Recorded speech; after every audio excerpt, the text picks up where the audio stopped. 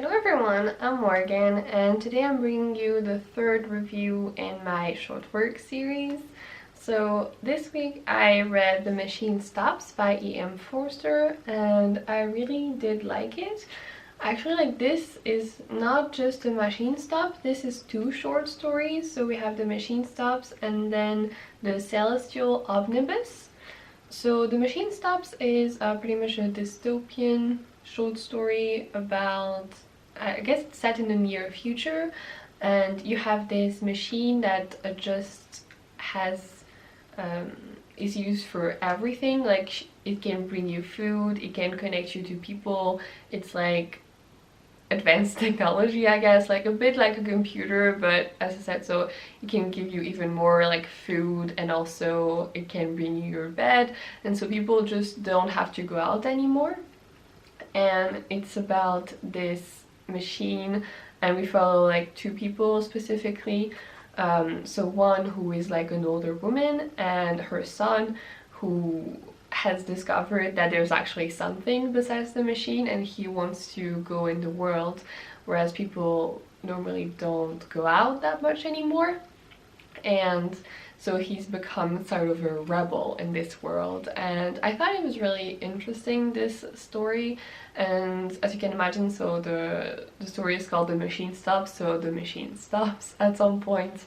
And so these people who have basically never got out have to live with that world, and that's where the story stops actually. So we don't really know how they manage after this, but it is really interesting, and the machine doesn't stop like just at once.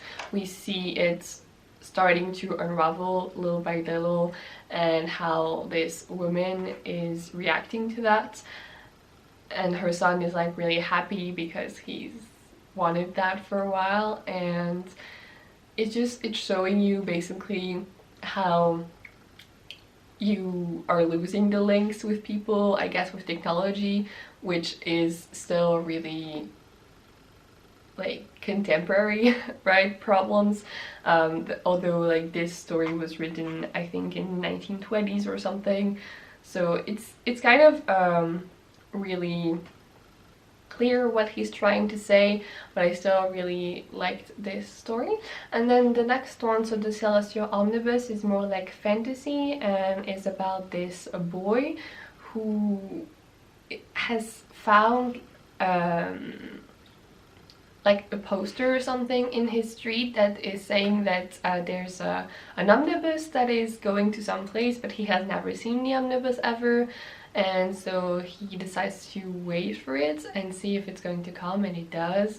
And so then he goes to this like sort of magical place, and he tells other people about it when he comes back from it, but no one wants to believe him. And it's just kind of quirky and nice, and I liked it. It wasn't like groundbreaking or anything, but it's nice to read and really short, so yeah.